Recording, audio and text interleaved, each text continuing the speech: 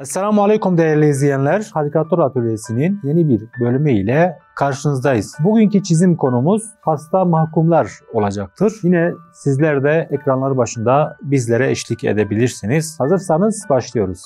Cezaevi dedik, hasta mahkumlar dedik.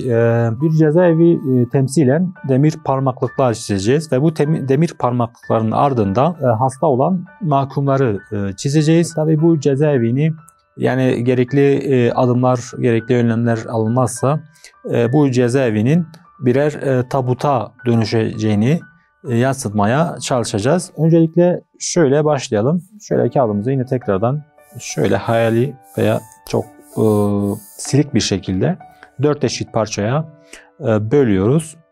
Daha sonra şöyle cezaevinin artık tutsak olan yerin ön tarafı şurada olacaktır.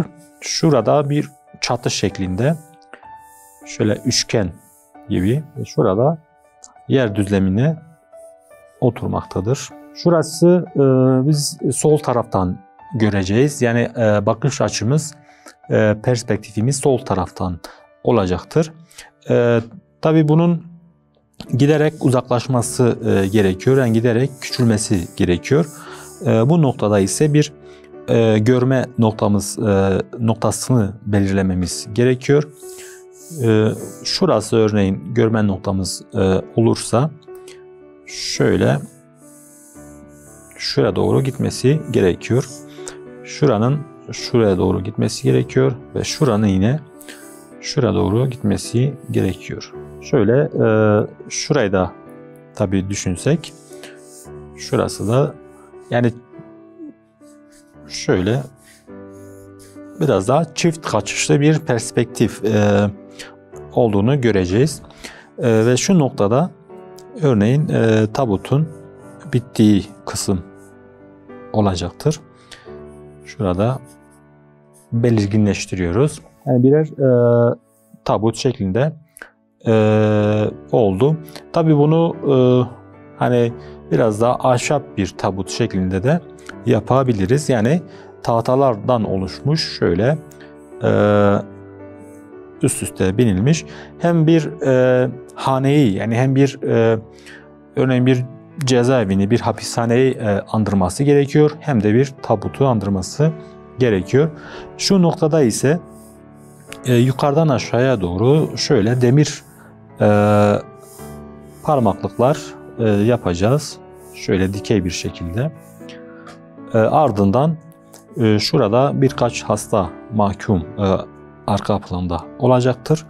Ve şuraya da tabi yazı ile bir tabela şeklinde hasta mahkumlar da yazabiliriz. Şöyle kabataslak çizimimiz bittikten sonra biraz daha yine kurşun kalem ile tekrardan biraz daha detaylandırabiliriz. Biraz daha detaylı yapalım.